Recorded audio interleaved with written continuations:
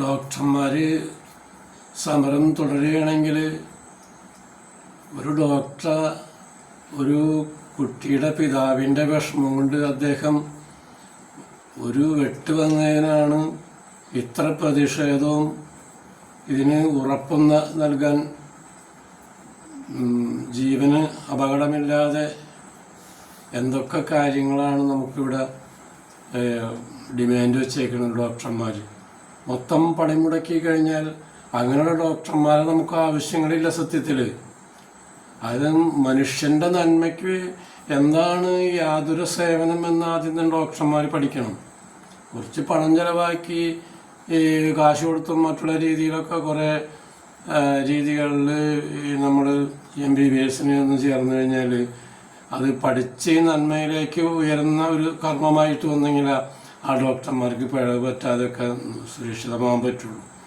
ഇപ്പോൾ ഈ കുട്ടികളെ കൈമുറിച്ച് മാറ്റിയതിന് അതിനിവിടെ ആരും പ്രതികരിക്കാനോ അങ്ങനൊരു സംഭവങ്ങൾ ജനങ്ങൾക്ക് വരാതിരിക്കാനോ വേണ്ടി ഇവിടെ ജനം ഇനി സംഘടിക്കും. ജനമാണ് ഗവൺമെൻറ്, അതാദ്യം മനസ്സിലാക്കുക. കുറച്ച് ഡോക്ടർമാർ മാത്രം അങ്ങോട്ട് ഇതായതുകൊണ്ട് കാര്യമില്ല. അതിനുവേണ്ടി ഇവിടെ കൊടി പിടിക്കേണ്ട കാര്യം ഇവിടെ അത്രയ്ക്കില്ല. തെറ്റുകുറ്റങ്ങൾ മനുഷ്യരിലുണ്ടെങ്കിൽ അത് സഹിക്കാനും ആ സഹനശക്തിയൊക്കെ നമുക്ക് എല്ലാവർക്കും വേണ്ടതാണ്.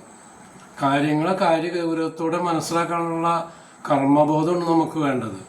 അല്ലാണ്ടൊരു ഡോക്ടർക്കൊരു ചെറിയൊരു വെട്ട് കിട്ടിയെന്ന് പറഞ്ഞിട്ട് ദിവസവും ഇങ്ങനെ നമ്മൾ ഈ പണിമുടക്ക് ഇത്രയും രോഗികളും മനുഷ്യർക്കുള്ള ബുദ്ധിമുട്ടുകളും ഇതിനൂടെ ചോദിക്കാനോ പറയാനോ ആളില്ലേ? ഇനി എന്താണ് ഡോക്ടർമാർക്ക് കൊടുക്കേണ്ടത്? അവർ ചെയ്യുന്ന എല്ലാ കുളരാത്രങ്ങൾക്കും ഈ എല്ലാത്തിനും ഇപ്പം നമ്മളിപ്പോൾ കാണുന്നതാണ്. ഇപ്പോൾ ഞാൻ തന്നെ ഈ തൃശ്ശൂർ മെഡിക്കൽ കോളേജിലൊക്കെ പോയിട്ടുണ്ടായ അനുഭവങ്ങളൊക്കെ നമുക്കറിയാം. ഒരു നേഴ്സിനോട് ഒരു മരുന്ന് എൻ്റെ കാര്യം ചോദിച്ച് ആ ഗ്ലൂക്കോസ് കയറുന്നതൊന്ന് അത് കഴിഞ്ഞു ഒന്ന് വരാൻ പറഞ്ഞപ്പോൾ അത് ഞങ്ങൾ പിന്നെ വന്നോളാം, ഞങ്ങൾക്ക് വേറെ ജോലി ഉണ്ടെന്നാണ് പറഞ്ഞത്. മനസ്സിലായില്ലേ? അത് എന്താണ് അത് അങ്ങനെ ആയിക്കഴിഞ്ഞാൽ സംഭവിക്കുകയെന്ന് അവർക്കറിയില്ലേ? അപ്പോൾ അവർ തട്ടി കയറിയിട്ട് അവർ 10-15 മിനിറ്റ് കഴിഞ്ഞപ്പോൾ വന്നു. അപ്പോൾ വേറെ ഒരു അറിയണൊരു അടുത്ത് കിടക്കുന്ന ഒരു ആൾ വന്നിട്ടാണ് അതിൻ്റെ ഇത് മാറ്റിയിട്ടത്. എല്ലാവർക്കും ആ അറിവുകളൊക്കെ ഉണ്ടാവില്ലല്ലോ.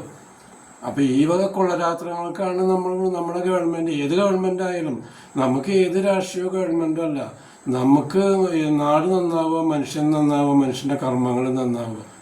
അല്ലാതെ ഇവിടെ തല്ലും കൊലയും വെട്ടും കുത്തും പോലീസ് സ്റ്റേഷനും അതെല്ലാം നമുക്ക് ആവശ്യം. ഇത് നമ്മൾ മനസ്സിലാക്കിയിട്ട് വേണം നമ്മൾ ജീവിക്കാൻ. അല്ലാതെ നമ്മൾ ഡോക്ടർമാരുടെ കാര്യങ്ങൾ തന്നെ അങ്ങോട്ട് മുൻതൂക്കം പറഞ്ഞ് ശരിയാക്കി ഡോക്ടർമാർ പോണവരങ്ങോട്ട് പൊക്കോട്ടേന്നേ. അല്ലാതെ പിന്നെ തൊട്ടാ താല്പര്യമുള്ളവർ വന്നാൽ മതി, നമ്മൾ അതിന് കൂടി പിടിക്കണ്ട. അവർ പോണവർ പോട്ടെ എന്ന് നമ്മളൊന്ന് മനസ്സിൽ വിചാരിച്ചു നോക്കിയേ.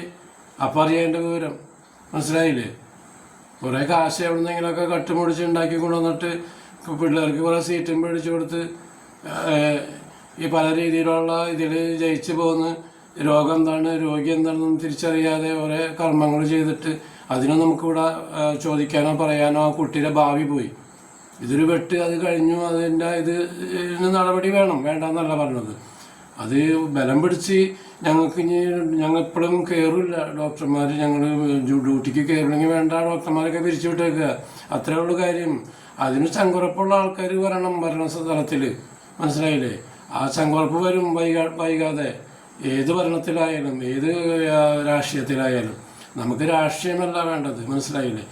കർമ്മബോധത്തിൽ നമ്മുടെ നാടിനെ നന്നാക്കാൻ, വീടിനും നാടിനും ലോകത്തിനും ഉപകരിക്കുന്ന, അങ്ങനെയാണ് നമ്മളുടെ കർമ്മത്തിൻ്റെ ഭാഗം.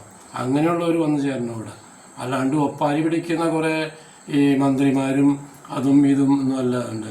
ആ കുട്ടിയുടെ ഭാവിക്ക് എന്ത് ചെയ്യും? അതിന് വേണ്ട കർമ്മങ്ങളും കാര്യങ്ങളും ഇവിടെ നേടിക്കൊടുക്കാൻ വേണ്ടി ഈ വീണ ജോർജ് മന്ത്രി മറ്റുള്ളവർ ആ തലങ്ങളിലേക്ക് വന്ന് പ്രതികരിക്കൂ? അതിന് പറ്റൂല അല്ലേ? അതെന്താണ് സാധാരണക്കാരനാണ്. എന്താ ഡോക്ടർമാർക്ക് കൊമ്പും തുമ്പി കൈയൊന്നുമില്ലല്ല. ജനം ഇറങ്ങും ഈ നിലയ്ക്കാണെങ്കിൽ പ്രതികരണം ജനം. ഇവിടെ നിയമങ്ങളൊക്കെ ജനങ്ങൾ കയ്യിലെടുക്കും ലാസ്റ്റ് അവസാനം വരുമ്പോൾ. ഇപ്പോൾ കണ്ട മാതിരി അതൊക്കെ ശ്രദ്ധിച്ചാൽ നമുക്കെന്നെ നല്ലത്.